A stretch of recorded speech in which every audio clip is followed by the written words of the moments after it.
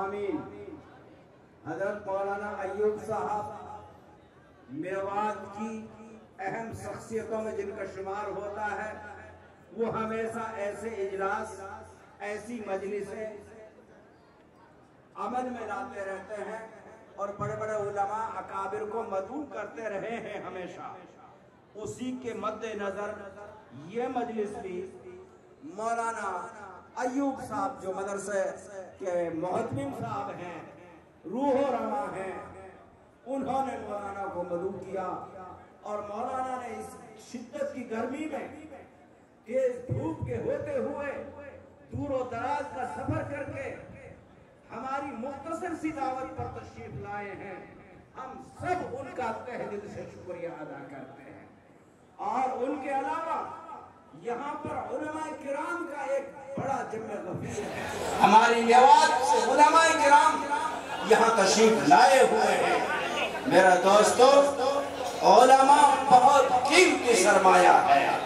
وہ علماء انہی مکاتب اور مراکز سے بن کے نکلتے ہیں۔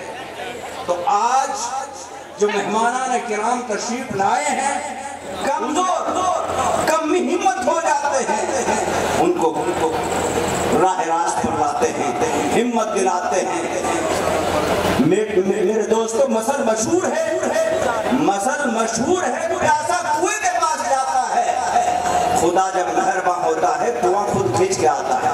یہ تو وہ شخصیت ہے جن سے ملنے کے لیے، جن کا بیان سننے کے لیے، جن کی صورت دیکھنے کے لیے مہینوں پہلے وقت لیا جاتا ہے، ٹائم لیا جاتا ہے، تب جا کے ان سے ملاقات اور ان کی زیارت ہوتی ہے۔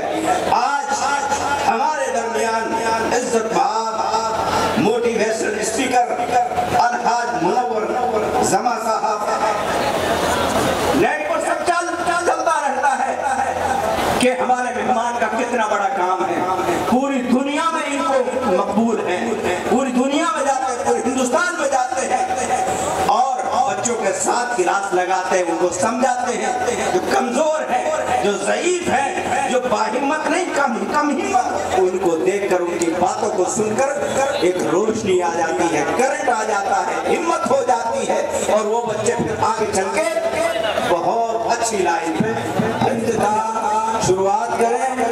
ہم سب انشاءاللہ قرآن پاک کی تلاوت غور سے سنیں گے اور اس کے بعد نعت پاک سنیں گے، اس کے بعد